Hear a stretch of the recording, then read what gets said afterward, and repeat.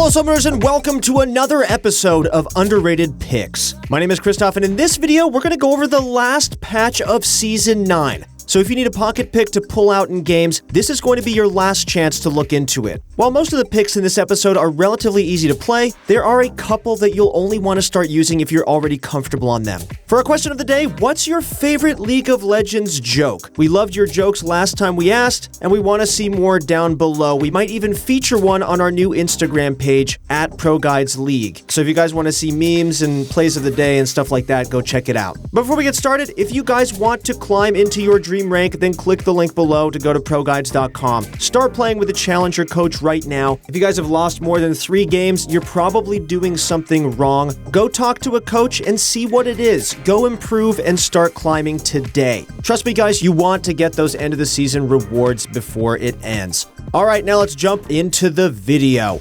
Kicking off the video is Cho'Gath in the top lane. Ultimately, he's a tank at heart, but his highest win rate build at the moment is one that involves Glacial Augment. Surprise? Well, not really. This keystone is great for solo queue because it helps you make those necessary game-winning picks. Depending on what your team needs or based on your matchup, you can opt for either the Glacial Augment build, which focuses more on utility and CC, or Cho'Gath's more traditional tank build. Players tend to really underestimate Cho'Gath's damage output. The hardest part is landing your Q, but hitting an enemy with an E or Glacial Augment auto attack makes it a lot easier to land. Once you get that down, however, Cho'Gath has a lot of kill pressure in lane since all of his abilities deal a decent amount of damage. Once he hits level 6, he also has that Execute where he can chow down on his foes for a nice snack as well. If you've opted for the Glacial Augment build, you'll be in a good spot once you hit the mid game. A lot of items with active slows work very well with Cho'Gath. Even from long ranges, Cho'Gath can tag his foes and then proceed to knock them up with a Q. As a tank, Cho'Gath does everything pretty well except he lacks hard engage like Ornn or Scion, since it's not as reliable. With this build, his weakness is remedied heavily, and he's able to deal damage, catch out foes, and provide tons of crowd control. You'll especially want to pick Cho'Gath against champions who struggle versus his long silence like Ryze, Cassiopeia, and Katarina. Note that you don't have to be laning against them to pick him as a counter though. Our next top lane pick is going to be Volibear. Although he has a very low pick rate in the top lane, Volibear's high damage and oppressive laning makes him a great pick against melee champions up top. Top lane is naturally a very brawl-heavy lane where fights can break out over a single minion. Volibear fits into this habitat very well and can look to trade heavily with his enemies whenever they try to farm. Last patch, he held a 52% win rate in the top lane, so he honestly might be sleeper OP. He's getting a rework next season, implying that there are some problematic themes with his gameplay, and it's highly unlikely we'll see any crazy changes to Volibear since they're changing altogether in the near future anyway. If you want someone that's straightforward, pick Volibear and go at it. He does suffer from the fact that he's a little clunky and kiteable, but especially in lower elo, this should not be an issue. We highly suggest him if you're trying to make that push to gold because of how much raw damage he brings to the table.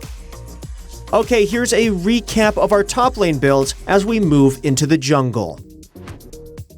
Oddly enough, Mundo's play rate has dropped significantly in spite of his dominance a few patches ago.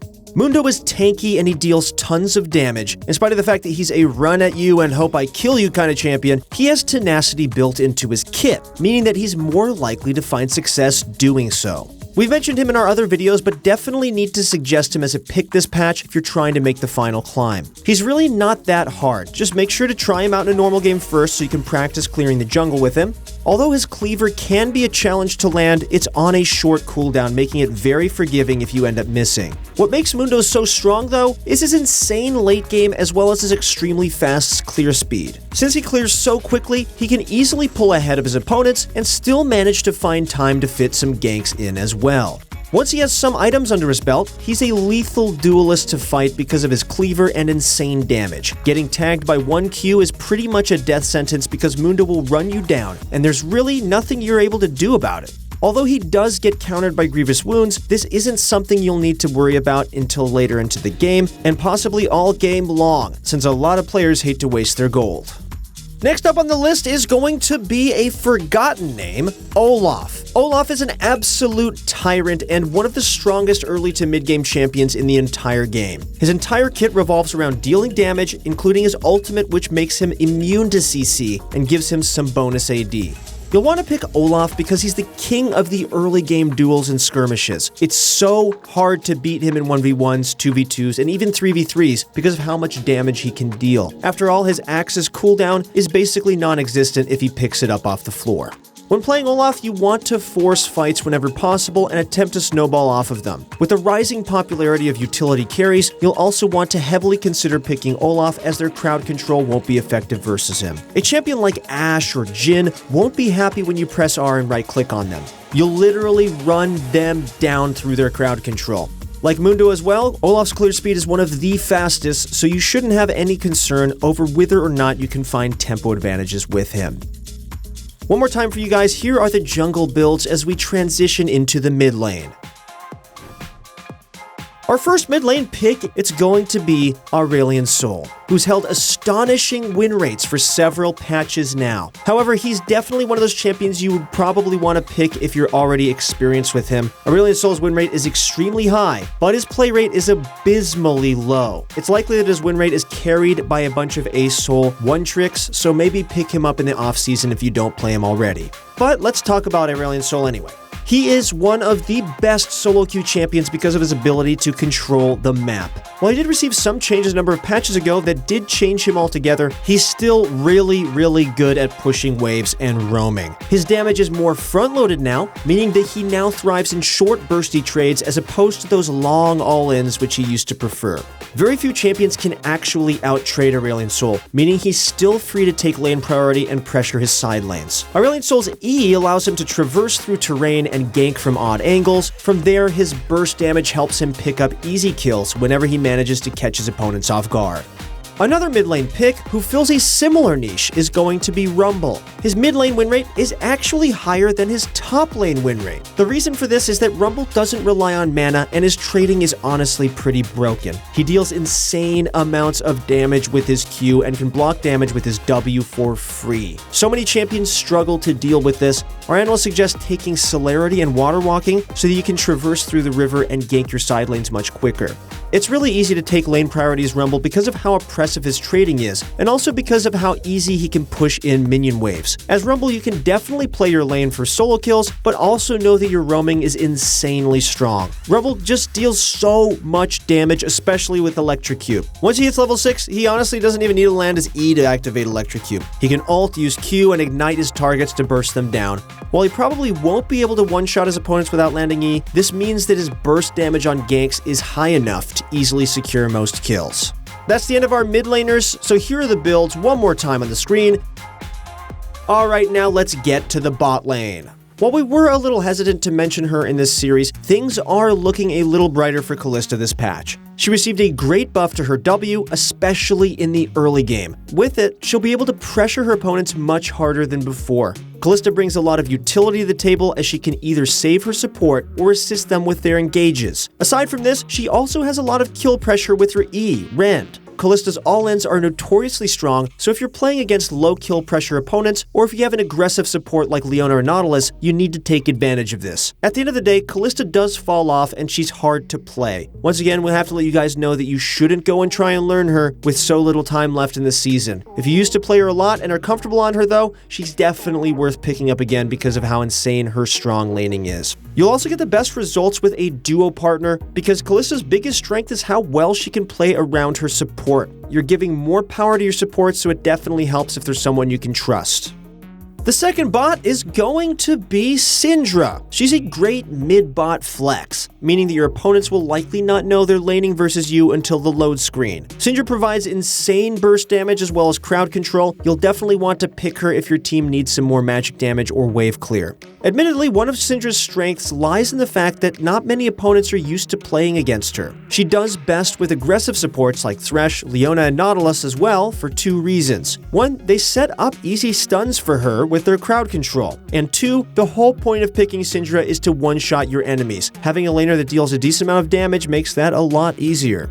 Come the mid-game, you'll play Syndra much like you would in the mid lane. You'll clear waves and look for picks with your stun, and during team fights you'll continuously deal damage and look for opportunities to stun multiple opponents. At times, it'll be worth it to use your ultimate first so you can have a better setup for your follow-up stun, so take note of that. Here are those bot lane builds one more time for you guys. And now let's wrap it up with support. First up for support is going to be Shaco. While he's a dominant jungler, he's an equally as powerful support champion. Shaco controls the brushes in lane and is an absolute nuisance to lane against. Every time you want to chase him, you probably shouldn't. He likely has a nest set up somewhere. Even if he doesn't, Shaco will constantly poke with his E and then walk away or use Q if needed. He's a really difficult pick to punish even if he's considered cheesy. Once he hits 6, he also provides a lot more kill pressure. If his opponents try to fight him, they'll have to be careful as killing his clone will leave behind boxes that instantly fear his opponents. As the game progresses, Shaco's game plan revolves around keeping the map dark for his opponents. His goal is to clear out wards and have his enemies walk into traps to set up picks. Once again, his ultimate comes into play in the late game, as more chaotic fights make it much harder to keep track of whether you're fighting the real Shaco or his clone. Even if you can recognize Shaco's clone, it can also naturally detonate as a result of it timing out, resulting in the same instant fear and burst damage Shaco is looking for. Our last pick of the video is going to be Zyra. Her win rates have been impressive for the last several patches, and with good reason. She's reasonably safe, has long range, provides CC, and deals great damage. You'll especially want to pick Zyra against teams that are heavily loaded on divers. Zyra punishes these picks extremely hard with her ultimate as well as her plants. She's able to lock divers up with her root and ultimate, and her plants allow her to safely deal damage to them afterwards. Alternatively, she can instead use her crowd control during the middle of team fights to catch out key targets or control large zones of it. Zyra's laning is one of the best in the game because she's able to constantly poke out her enemies with Qs and her plants. Once she gets them low enough, she can play more aggressively, otherwise looking for roots from a safe distance or to disengage. If your team needs some extra magic damage at the end of draft, definitely pick Zyra to help round out your comp. Since she provides plenty of utility, she honestly fits into basically any team comp. And that's it for supports. Here are the support builds one more time, guys. Check them out on the screen. And that concludes our episode of Underrated Picks. Thank you guys so much for watching. If you guys want more content like this to help you improve, then check out ProGuides.com using the description link below. We've got a ton of courses from Bunny, Fufu, Night Blue, and a ton of great pro players. The season is coming to an end, so once again, guys, we want to wish you guys the best of luck on that final grind. You guys got this. Good luck out there. Everyone at ProGuides is rooting for you. Go get to your dream division, and we'll see you in the next video.